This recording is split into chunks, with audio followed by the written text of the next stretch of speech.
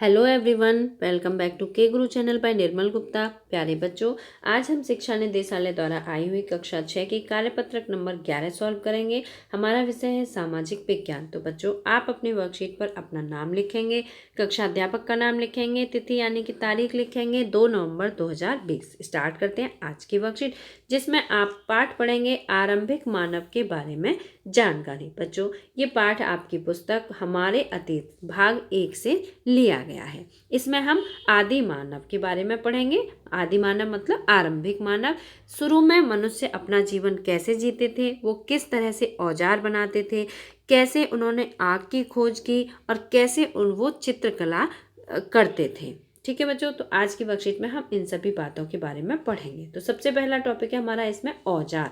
औजार कैसे बनाते थे? तो देखिए, पुरातत्वविदों को मिली वस्तुओं के आधार पर यह जानकारी मिलती है कि लोगों ने अपने काम के लिए पत्थरों, लकड़ियों व हड्डियों के औजार बनाए होंगे। बच्चों, यहाँ पर आप चित्र के माध्यम से देख सकते हैं, ये कुछ औजार हैं जो कि पत्थरों के माध्यम से बनाए गए हैं। पत्थर, लकड़ी के या हड्डियों के बनाए हुए औजार हैं। ठीक है, इनका प्रयोग किस लिए किया जाता था? देखिए, इनका प्रयोग फल फूल काटने के लिए, हड्डियां और मांस काटने के लिए तथा पेड़ों की छाल व जानवरों की खाल उतारने के लिए एवं लकड़ियां काटने के लिए किया जाता था। बच्चों, जैसे कि आज के समय में आप देखते हैं, आपके घरों में चाकू होते हैं ना, बहुत घरों में कुल्हाड़ी भी होती हैं और बड़े बड़े चाकू होते हैं, लेकिन आदि मानव जो थे, जो आरंभिक मनुष्य थे, उनके पास ये सभी साधन नहीं थे।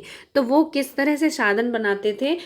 उनको भी फल फूल काटने होते थे, हड्डियां और मांस छीलना होता था, है ना। वो अपना भोजन करते थे मांस के द्वारा, फल फूल के द्वारा, है ना। इन सभी चीज़ों को खाते थे और जो जानवर की खाल होती थी उसे वो वस्त्र के रूप में पहनते थे। उनके पास कपड़े नहीं होते थे जैसे कि आप आज के समय में पहनते हो कपड़े। इस तरह के कपड़े नहीं होते थे आरंभिक मनुष्य के पास। तो वो जानवरों की जो खाल होती थी, पेड़ की छाल होती थी, उसे ही लपेट के अपनी शरीर की रक्षा करते थे।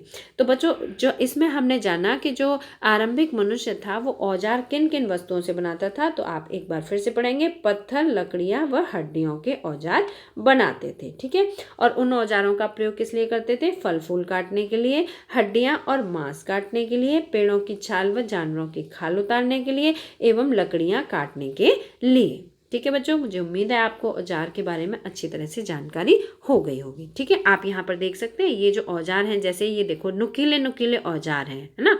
तो ये जो औजार हैं, इनके द्वारा वो ये सभी कार्य किया करते थे। ठीक है, तो इस प्रकार से जो आरंभिक मनुष्य थे वो पत्थर, लकड़ी व हड्डियों के औजार बनाते थे।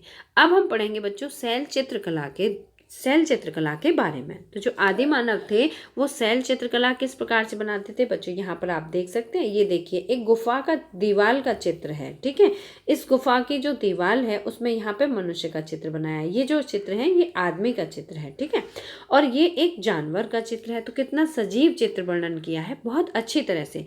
तो देखिए, जिन गुफाओं में लोग रहते थे उनमें से कुछ की दीवारों पर चित्र मिले हैं, जैसा आप यहाँ पर देख सकते हैं चित्र। इनमें कुछ सुंदर उदाहरण मध्य प्रदेश और दक्षिणी उत्तर प्रदेश की गुफाओं से मिले हैं। ये चित्र कहाँ मिले हैं? मध्य प्रदेश और दक्षिणी उत्तर प्रदेश की गुफाओं में। इनमें जंगली जानवरों का बड़ी कुशलता से सजीव चित्रण किया गया है। यहाँ पर आप देख सकते हैं बुल का चित्र बनाया, कितना सजीव लग रहा है ना। तो इस प्रकार से वो चित्र बनाते थे। अब बच्चों, हम पढ़ेंगे इसमें पुरा स्थल के बारे में और फिर उसके बाद पढ़ेंगे आग की खोज किस प्रकार से की गई। तो पुरा स्थल क्या था बच्चों? पुरा स्थल उस स्थान को कहते हैं जहां औजार, बर्तन और इमारतों जैसी वस्तुओं के अवशेष मिलते हैं, है ना। किसे कहते हैं?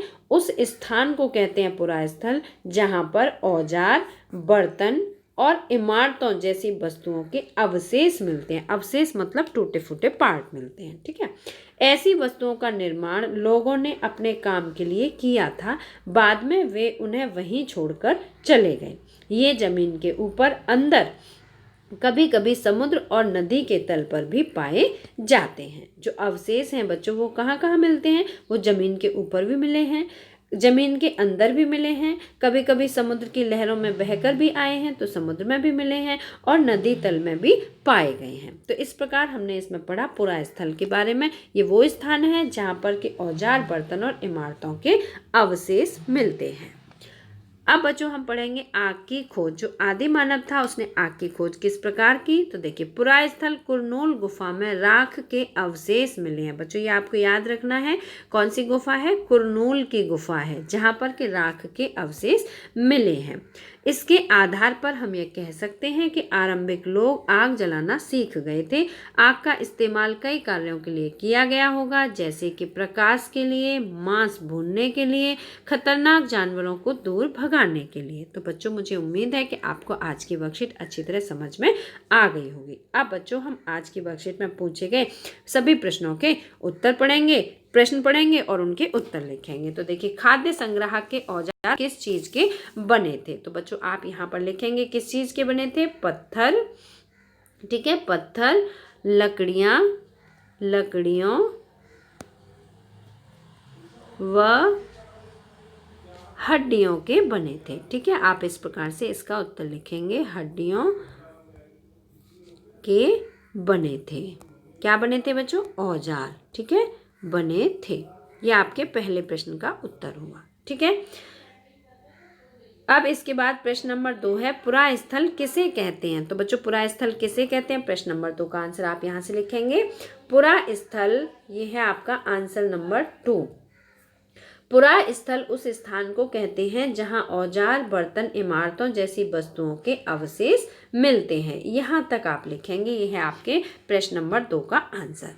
आरंभिक लोग आग का उपयोग किन कार्यों के लिए करते होंगे? तो बच्चों आप सभी ने अभी पढ़ा था, आरंभिक लोग किस कार्य के लिए करते हैं। यहाँ से आप लिखेंगे और यहाँ तक। ये है आपका आंसर नंबर 3। ठीक है, आंसर नंबर 3। इसमें आप लिखेंगे आरंभिक लोग आग का उपयोग प्रकाश के लिए, मांस भूनने के लिए और खतरनाक जानवरों को दूर भगाने के लिए किया करते थे। ठीक है, तो ये हुआ आपके प्रश्न नंबर 3 का उत्तर। बच्चों मुझे उम्मीद है कि आप सभी उत्तर अच्छी तरह से अपनी वर्कशीट में लिख पाएंगे। अगर आपको वीडियो पसंद आया तो लाइक करना, अपने फ्रेंड्स के साथ शेयर करना, और अगर आपने अभी तक हमारे चैनल को सब्सक्राइब नहीं किया है बेटा, तो एक ही बार करना होता है, सब्सक्राइब बार बार नहीं करते हैं। तो आज सब्सक्राइब जरूर करना अगर अभी तक नहीं किया है तो फिर मिलते हैं इसी तरह की नेक्स्ट एजुकेशनल वीडियो में। Till then bye bye, good luck to all of you.